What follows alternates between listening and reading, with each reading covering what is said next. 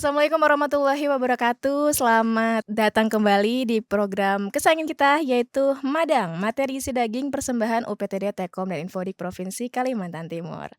Nah, Sobat Madang, pada episode kali ini adalah episode spesial buat saya dan buat kita semua karena kedatangan guest star atau bintang tamu yang tentunya memiliki andil yang sangat Eee, besar sekali dan sosok tersebut merupakan sosok yang penting dalam dunia pendidikan dan kebudayaan di Kalimantan Timur, di negeri kita tercinta ini. Dan langsung saja kita sapa beliau, Bapak Muhammad Kurniawan, SEAKMM, Kepala Dinas Pendidikan dan Kebudayaan Provinsi Kalimantan Timur. Selamat datang Bapak di podcast kami. Selamat datang, terima kasih Pak Arom telah mengundang saya di podcastnya Madang. Saya senang sekali bisa hadir di hari ini di podcastnya ini. Dan bagaimana nih Pak, respon Bapak terkait podcast kita nih Pak, untuk sebagai pertanyaan awal? Iya, kalau saya lihat dengan peralatan, dengan ruangan ini sudah sangat baik ini. Sudah lengkap, ini sudah standar untuk suatu podcast di mana baik sarana prasarananya maupun ya ini ada juga penyiarnya ini ya sudah cukup memadai untuk satu podcast. Baik, dan untuk sebagai pertanyaan awal lagi nih kan, sebagai Kepala Dinas Pendidikan yang sudah berjalan kurang lebih berapa tahun ya Pak? 2 tahun. Dua 2 tahun. tahun. Nah, Jalan 2 tahun. Boleh dikasih tahu nih Pak bagaimana perjalanan singkat sebagai Kepala Dinas Bapak Muhammad Kurniawan kali ini Pak? Iya, makasih Mbak Arum ya. Saya mengawali jadi dulu PNS ya, pegawai sipil negara, kalau sekarang ASN, itu dimulai tahun 1997. Oke. Di mana saya merupakan pegawai pusat dulunya di instansi perwakilan BPKP Provinsi Kalimantan Timur. Jadi CPNS saya ini ya di perwakilan BPKP Kalimantan Timur di Jalan MT Haryono. Oke. Saya di sini masih bujangan. Wah. 97 ya. 97 Sampai dengan tahun 2001 saya menjadi pegawai di BPKP perwakilan. Di tahun 2021 ya atas kesadaran sendiri dan niat sendiri ya saya pindah dari pemerintah pusat ke pemerintah daerah. Karena otonomi daerah ada tawaran, saya pindah mengajukan permohonan untuk ke Inspektorat Provinsi Kalimantan Timur. Dulu di belakang kantor gubernur, kantornya. Di situ saya berkarir dari staf paling bawah, alhamdulillah 2001 sampai dengan 2010. Jadi mulai dari staf, ada jenjangnya fungsional karena auditor, kita fungsional auditor dari anggota tim, ketua tim, danis sampai dengan pejabat eselon 3 yaitu Irban. Saya 2 kali Irban, terakhir di pembangunan, alhamdulillah mendekatin tahun 2010, 9 ada kekosongan, saya mengisi menjadi PLT Inspektor. Nah, saat itu saya PLT di musim COVID kalau nggak salah, 2000, iya. Ya tahun 2020 ya, 20 saya ditunjuk, diangkat atau dilantik menjadi staf ahli bidang 2, yaitu staf ahli gubernur yang membawahi terkait dengan reformasi birokrasi dan keuangan daerah. Di sana lebih kurang 2 tahun juga, dan tepatnya di Agustus, 8 Agustus, ya saya dimutasi ke Dinas Pendidikan 8 Agustus 2022. Iya. Ya, saya dimutasikan ke Dinas Pendidikan dan Kebudayaan menggantikan Pak Anwar Sanusi. Ya, sampai saat ini hingga sekarang Masya itu. Allah, dan akhirnya Bapak sudah melewatin berbagai jabatan Pak ya? Ya. Nah, itu apakah perasaannya sih Pak kalau, beralih jabatan itu bagaimana perasaannya dan kemudian apakah ada sebuah kejutan atau culture shock ya dari Bapak sendiri sebagai yang awalnya staf ahli kemudian jadi kepala dinas nih? Iya, kalau kita lihat ya, tadi saya sampaikan rekan jejak saya, hampir dari masa pengabdian saya itu ya lebih dari 34 itu di pengawasan. Oke. Di pengawasan sebagai salah satu pengawas internal pemerintah. Mhm.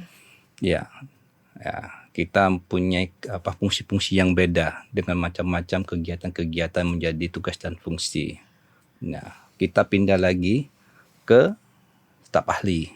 Staf ahli dengan tugas fungsinya itu memberikan saran pendapat atau membantu Pak Gubernur dalam rangka pelaksanaan tugas-tugas dan fungsinya. Kita juga ini kalau kita lihat saya pasti setiap perpindahan mutasi itu kita tidak mungkirin ada rasa ada culture shock karena kita harus melakukan penyesuaian adjustment kaitan kita di tempat tugas yang baru. Namun dari pengalaman kita gimana kita melakukan rekonsiliasi atau koordinasi sehingga penyesuaian itu mudah-mudahan dapat kita laksanakan dengan baik. Kemudian kalau lihat dari perjalanan saya dengan kalau kita lihat dinas pendidikan ini retanya luas, pegawainya banyak. Beda dengan di inspektorat. Pegawai saya mungkin nggak lebih dari 100 orang. Oke. Dan dananya tidak sebesar yang ada dana di dinas pendidikan. Dan juga tadi tentang kendalinya itu sangat luas. Seluruh kabupaten kota yang ada di Provinsi Kalimantan Timur. Tapi saya yakin dengan bantu dengan teman-teman rekan-rekan kerja saya, apa yang menjadi tugas fungsi dinas pendidikan ini dengan sama-sama kita bergerak bersama dalam hal yang baik itu memajukan dunia pendidikan di Kalimantan Timur. Nah, selain mengetahui tentang culture shock ini, Sobat Madang juga pengen tahu nih Pak, kesibukan Bapak sekarang bagaimana sih Pak? Apakah lebih sibuk dari tahun lalu atau bagaimana Pak? Iya, kalau kita melihat kita sudah mengalami masa COVID kaitan dengan pendidikan. Gimana di saat ini kita selepas COVID bebenah mengejak ketinggalan kita dalam rangka pemajuan pendidikan di Kalimantan Timur. Oleh karena itu, kesibukan-kesibukan kita, saya dan teman-teman yaitu gimana kita melaksanakan apa yang menjadi fungsi kita, menjadi kewajiban kita dalam rangka peningkatan kualitas sumber daya masyarakatnya atau SDM di Dinas Pendidikan, karena di sini ada siswa dan peserta didik kita. Jadi yang kita lakukan sekarang ini melaksanakan apa yang sudah ditetapkan, baik itu dalam rencana kerja jangka panjang, rencana strategi jangka panjang kita, jangka pendek maupun rencana kerja tahunan. Jadi kegiatan-kegiatan kita saat ini apa yang sudah kita laksanakan, misalnya dalam untuk peningkatan kapasitas kepala sekolah, ada pelatihan kepala sekolah. Oke. Peningkatan kapasitas guru, ada sertifikasi guru atau pelatihan kaitan dengan peningkatan kapasitas guru dan lain-lainnya. Selain peningkatan SDM Pak, untuk sumber daya lainnya seperti apa Pak? Kalau lebih mengerucut lagi ke daerah 3T, apakah ada perhatian lebih untuk daerah 3T Pak? Iya, kalau kembali kita punya project untuk saat ini yang kita laksanakan 2024-2026, di mana salah satu proyek kita melakukan peningkatan kapasitas. Contoh kita di masa saya juga itu ada inovasi yang kita kembangkan untuk peserta didik, yaitu kita namakan 2 track. 2 track itu peningkatan kapasitas peserta didik di daerah 3T, di mana siswa-siswa SMA kita bekali life skill-nya, sehingga dia punya keterampilan setelah dia menyelesaikan studinya. Jadi ya kalau itu berdasarkan inovasi, berdasarkan data-data yang ada di mana ya anak-anak di lulusan SMA di 2T itu tidak semuanya bisa melanjutkan ke perguruan tinggi. Data itulah kita pakai untuk mencari inovasi apa yang kita lakukan sehingga dia tidak menjadi beban. Beban orang tuanya, masyarakatnya. Yang kita munculkan kemandiriannya. Oleh karena itu, kita bekal mereka dengan life skill-nya. Contoh yang kita lakukan, di mana kita memberikan pembekalan life skill-nya di bidang tata rias. Kedua, tata busana, tata boga, dan digitalisasi. Harapan kita mulai contoh kecil saja. Misalnya, mereka jika tidak bisa melanjutkan ke perguruan tinggi, bisa membentuk suatu EO di masing-masing desanya. Kan EO misalnya ada kawinan atau acara hajat-hajat itu pasti ada di Event daerah. organizer ya Pak. Event organizer. Bisa Jadi di situ mereka lebih banyak yang dikerjakan. bisa mereka merias pengantinnya, bisa menjadikan makanannya, bisa menyiapkan pakanannya, dan tadi bisa menjadi ya fotografernya. Itu yang kita lakukan. Begitu juga di SMK ada kegiatan-kegiatan kita dalam merevitalisasi pendidikan vokasi. Ya pada saat saya masuk ya kita punya data bahwa banyak guru-guru kita asesor yang sangat kurang dan habis masa kadaluarsa waktunya. Ya oleh karena itu kita pertama kali menghidupkan kembali asesornya. Yang kita harapkan jumlah guru ini bersertifikasi kompetensi. Masa guru mengajar siswanya tidak punya kompetensi selain punya sertifikasi pendidik? Karena vokasi ini sekolah yang multitalenta. Oleh karena itu kita menyiapkan dana untuk mendidik guru-guru kita untuk punya kompetensi yang diakui oleh BNSP. Dari 100, alhamdulillah saat ini kalau data itu sekitar 974 guru SMK yang punya sertifikasi kompetensi sesuai dengan keahliannya masing-masing. Ada yang ahli komputer, ada mesin, ada di digital, ada apa. Nah, itu alat berat, itu punya keahlian kompetensi yang bisa mereka kembangkan. Selanjutnya, kita mendirikan lembaga sertifikasinya. Lembaga sertifikasi untuk anak-anak ujian kompetensinya.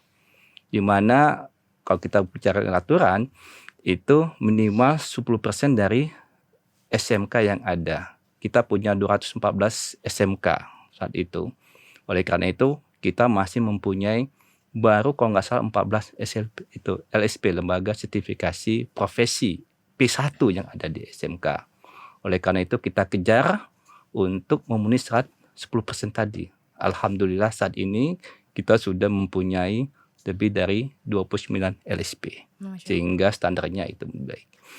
Ketiganya kita ya tadi sudah ada gurunya sebagai asesor, sudah ada siswa yang punya kompetensi. Tempat mereka untuk ujian kompetensinya, tinggal kita melengkapi saprasnya. Nah, kayak kita lengkapin apa yang dibutuhkan, misalnya alat mesin, alat berat ya, kita lengkapin dengan misalnya alat-alatnya sehingga anak-anak itu bisa melakukan ujian di tempat LSP-nya. Nah, selanjutnya juga yang keempat, kita juga memberikan bantuan pendanaan untuk anak-anak ikut ujian kompetensinya. Sehingga kalau dulu ya orang tua yang membayar, sekarang itu ditanggung oleh APBD kita. Dan kalau informasi kita dengar ya, mungkin ya satu-satunya mungkin ya yang paling besar siswa-siswa yang punya sertifikasi kompetensi itu di Kalimantan Timur. Boleh tepuk tangan teman-teman. Ini adalah sebuah prestasi juga. Ya kita menurun juga ya SMK ini untuk dia sebagai Badan Layanan Umum Daerah BLUD, sehingga mereka bisa memutar kegiatan-kegiatan itu, bisa menggunakan langsung kegiatan-kegiatan menjadi andalan mereka. Misalnya contohnya SMK 3 Samarinda mahir di data boga, memasak, menjual. Sehingga menjual ya mereka bisa menghasilkan uangnya. Uang itu bisa diberikan bahan untuk terus berputar di teaching factory-nya. Oh gitu Pak ya. Oke. Dan kalau untuk bisa ikut LSP itu apakah ada syarat khusus Pak? Ya, LSP itu untuk satu sekolah memberikan LSP itu melalui uji. Nanti ada dikeluarkan oleh lembaga BNSP nasional di Jakarta. Jadi ada tahapan mengajukan dicek persyaratan administrasinya, nanti dites mereka. Ada matching ada kunjungan dari BNSP untuk melihat apakah mereka dianggap layak untuk bisa mendirikan LSP di SMK itu. Ada persatuan-persatuan itu kan ya, alhamdulillah ini ya dengan semangat teman-teman di sekolah untuk bisa mendirikan LSP ya tadi maka terbangunlah lebih kurang 29 LSP yang ada di Kalimantan Timur dan tersebar di kabupaten kota. Oh jadi seluruh kabupaten kota ada Pak ya? Ada, insyaallah. Dan kalau untuk tahun depan apakah akan bertambah LSP tersebut Pak? Kita dorong semua Sekolah. SMK vokasi untuk ya yang belum ada jejaringnya. Jadi supaya kita tidak lagi melakukan uji kompetensi di luar Kalimantan Timur. Nah, itu kita sudah menyiapkan sarana prasarananya yang sehingga semua uji kompetensi yang jurusannya ada di Kalimantan Timur itu kita harapkan bisa dilakukan di Kalimantan Timur. Gitu. Jadi tidak perlu jauh-jauh keluar pulau lagi Pak ya. Iya, itu harapan kita. Dan kalau ini kan bagi siswa, bagi guru juga sudah ada dan untuk masyarakatnya nih Pak, ini kan masyarakat kebanyakan melakukan atau menanyakan atau berkeluh itu kadang melalui sosial media. Nah, apakah Dinas Pendidikan ini mempunyai wadah lain untuk bisa mendapatkan atau menanggapi layanan untuk pengeluhan masyarakat tersebut Pak? Iya, setiap satu instansi itu pasti ada pelayan apa yang ke masyarakat. Ya, kaitan dengan hal-hal kaitan dengan pelayanan-pelayanan diberikan oleh instansi khususnya Dinas Pendidikan. Ya, alhamdulillah kita mempunyai UPTD, Tekom dan Infodik. Salah satu ya UPTD yang memberikan sebagai memberikan informasi-informasi apa yang akan dilakukan dan apa yang akan kita lakukan ke depannya yang sudah dihasilkan oleh Dinas Pendidikan. Informasi-informasi kaitan dengan apa pelayanan kita. Nah, kita harapkan semua ini bisa mendorong. Ya kita kembangkan juga di satuan-satuan pendidikan juga. Itu saya lihat ya ada media-media massa untuk memberikan atau menjual sekolahnya sehingga itu diketahui apa sih SMA ini hebatnya nih, apa SMK ini. Jadi orang bisa mengetahui apa yang dihasilkan, apa yang dilaksanakan oleh satu satuan pendidikan. Nah, kita harapkan juga dengan adanya podcast Madang ini ya menjadi penyebar informasi apa hal-hal yang kaitan dengan dunia pendidikan dan kebudayaan di Kalimantan Timur sehingga masyarakat mengetahui termasuk juga apa menjadi tugas-tugas dan fungsinya Dinas Pendidikan. Apa yang sudah akan dilaksanakan oleh Dinas Pendidikan, apa yang sudah dan akan dilaksanakan oleh Dinas Pendidikan. Baik, Ya. amin. Semoga podcastnya berjalan lancar Pak ya, Amin, sesuai amin, dengan rencana. Iya. Dan kalau untuk upaya Pak, upaya dari Dinas Pendidikan, upaya strategis dari Dinas Pendidikan sejauh ini untuk memajukan pendidikan di Kaltim itu seperti apa Pak? Ya kita banyak program-program andalan. Saya bicara di awal kita sudah mempunyai Mayo Project antara lain yaitu pemenuhan pembangunan sarana prasarana, misalnya saya sampaikan rencana pembangunan ruang kelas baru atau RKB, yaitu mengoptimalkan boarding school atau sertifikasi untuk anak-anak SMA, SMK. Selanjutnya ya tadi pemberian tambahan tadi. Ya kita memberikan tambahan juga untuk guru-guru kita di 3T dengan tambahan-tambahan yang bentuknya berbeda dengan guru kita yang ada bukan di 3T. Kita juga gimana dalam pembangunan juga kita mencoba ya dengan logis kita mencoba pemenuhan dengan mendirikan unit sekolah baru sehingga ya ketampungan anak-anak kita lulusan SMP itu bisa kita tampung. Dan ada satu lagi program prioritas yang ada di Dinas Pendidikan Kalimantan Timur yang mungkin kita sebarkan, yaitu beasiswa Kalimantan Kalimantan Timur. Timur. Itu salah satu program prioritas kita dalam rangka pembangunan sumber daya manusia. Karena mungkin salah satu juga kita IPM-nya nomor 2 se-Indonesia setelah Jogja. Karena ya gimana masifnya pemberian beasiswa kepada masyarakat Kalimantan Timur yang sedang menempuh pembelajaran. Kita sudah selama 5 tahun periode sebelumnya itu sudah lebih 200.000 kita kasih, baik itu mahasiswa dan siswa, dan kita sudah mengelontorkan dana lebih dari 1,2 triliun untuk pemberian beasiswa kepada masyarakat Kaltim yang sedang menempuh pembelajaran.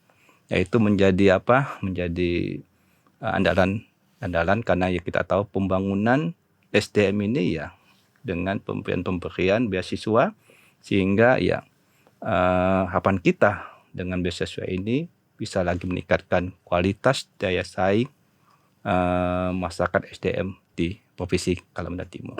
Amin. Dan kalau itu kan dari beasiswa tersebut itu akan menghasilkan dan harapannya menghasilkan siswa-siswa yang berprestasi, Pak ya? Ya, tidak itu juga. Salah satu mungkin ya indikator kita siswa-siswa prestasi, karena kita memberikan stimulan kepada siswa yang kita bagi dengan beasiswa tuntas dan beasiswa stimulan.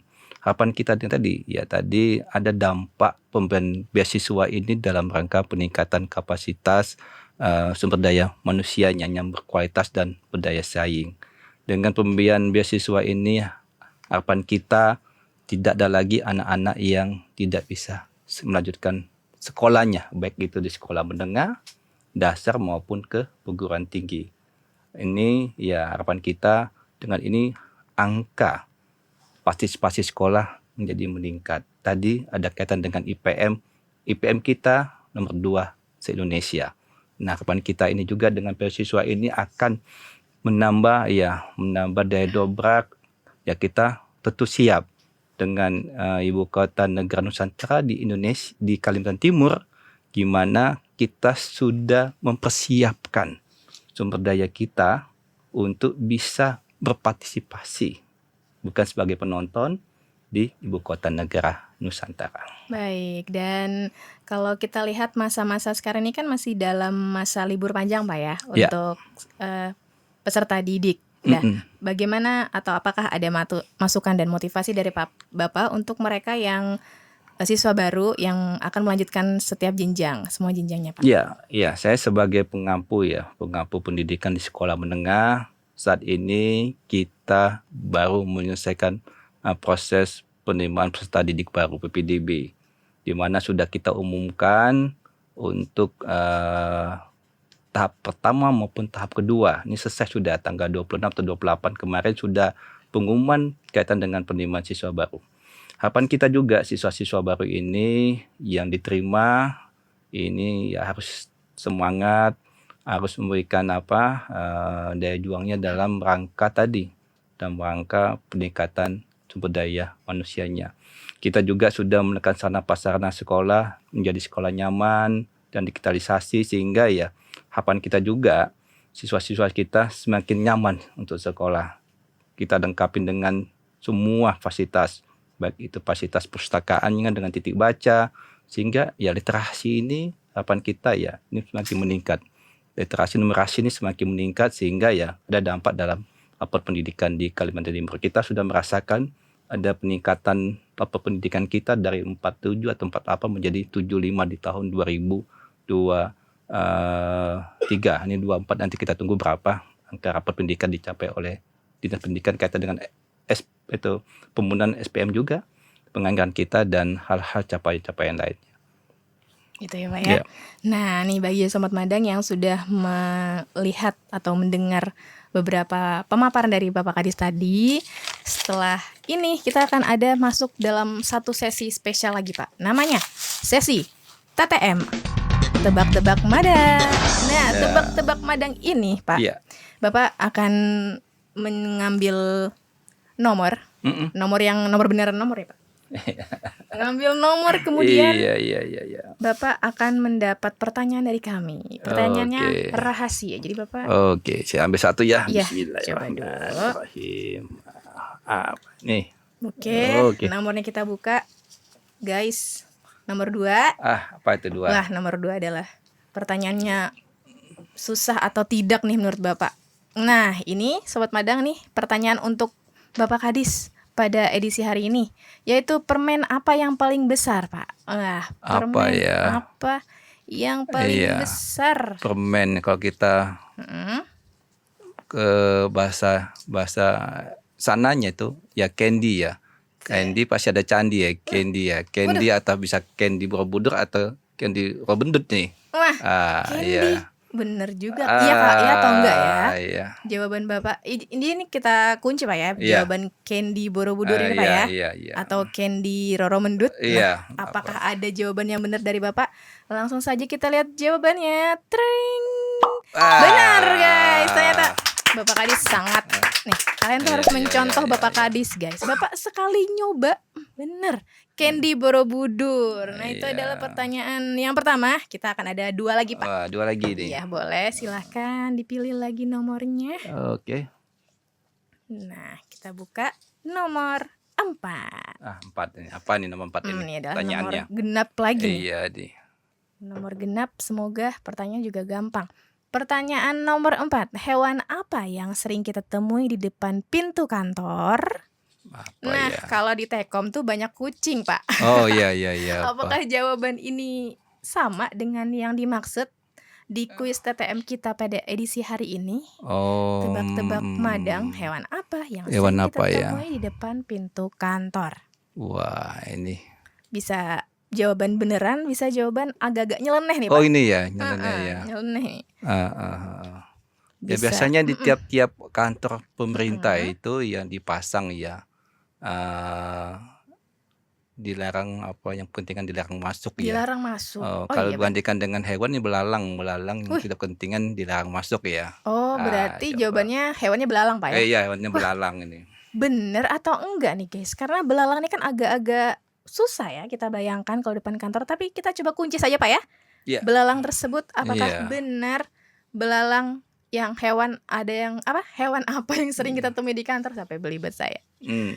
Langsung saja, apakah benar belalang? Tring. Benar, tepuk tangan. Nah, harus dicontoh nih Bapak Kadis. Bener semua. Yang terakhir semoga nggak bener ya. Jadi ada salah satu aja. Belalang artinya belalang masuk kecuali karyawan. Oh benar, dilarang masuk. Mudah-mudahan ganjil deh. Mudah-mudahan ganjil ya Pak ya.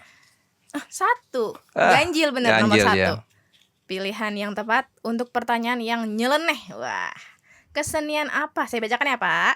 Kesenian apa yang biasa dilakukan oleh nasabah bank? Nasabah bank apakah bisa berkesenian? Nah itu tuh. Jadi atau apa nih ya? hanya bekerja utak-atik saja? Nih Bapak bisa dipikirkan jawaban nyelenehnya apa ya? Kesenian yang Kesenian biasa apa dilakukan? yang biasa dilakukan oleh nasabah bank? Kira-kira mengetik tidak seni juga kalau mengetik ya Pak ya?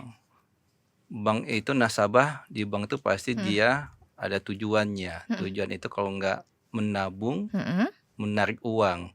Nah, kalau kita kaitkan dengan biasanya kesenian tarik uang. Iya, tarik uang ya berarti tarik tunai kayaknya ini. Karena nasabah bank jadi keseniannya tarik tunai. Iya. Waduh, kok tiba-tiba bisa nyampe ke situ ya Bapak Kadis ini. Benar-benar tebakan yang sangat di luar nalar guys. Tapi kita coba dulu, kita kunci ya Bapak. Izin, ini adalah jawaban Bapak yaitu tarik tunai ya Pak ya? Tunai. Ya, tarik tunai ya. Coba kita lihat apakah benar jawaban Bapak Kadis yaitu tarik tunai. Kita lihat jawabannya. Ting. Wah, benar. Kan guys. 3 pertanyaan benar semua, nggak salah Bapak Kurniawan menjadi Kepala Dinas Pendidikan. Amin. Semoga semoga podcast pada hari ini bisa membawa manfaat untuk kita semua. Dan sebagai pertanyaan terakhir tadi itu adalah pertanyaan pamungkas ya Pak. Untuk podcast kita hari ini, Dan jangan lupa pesan saya untuk Sobat Madang semua, saksikan terus podcast kita di YouTube Tekom Info di Kaltim karena akan banyak sekali bintang tamu yang hadir menemani Anda di setiap episodenya. Saya akhiri. Wassalamualaikum warahmatullahi wabarakatuh dan sampai jumpa. Ya, waalaikumsalam wabarakatuh. Jadi sebelum berakhir nih Iya, Pak, saya Pak. Boleh. pengen baca pantun dulu Oh, untuk gitu. untuk Madang. Berarti belum Iya. sampai jumpa ya? Iya. Karena di Tekom ini kan komandannya Pak Awal. Jadi saya pantun Wah, Pak Awal pergi ke ladang asik, cakep. membawa tomat untuk ditanam. Cakep. Selamat dan sukses Podcast Madang. Cakep. Bergerak bersama majukan pendidikan Kaltim. Aduh, pantun nih. Kalau saya pantunnya jalan-jalan ke rumah Desi. Cukup sekian dan terima kasih. Kita salam lagi. Assalamualaikum warahmatullahi wabarakatuh. Waalaikumsalam warahmatullahi wabarakatuh.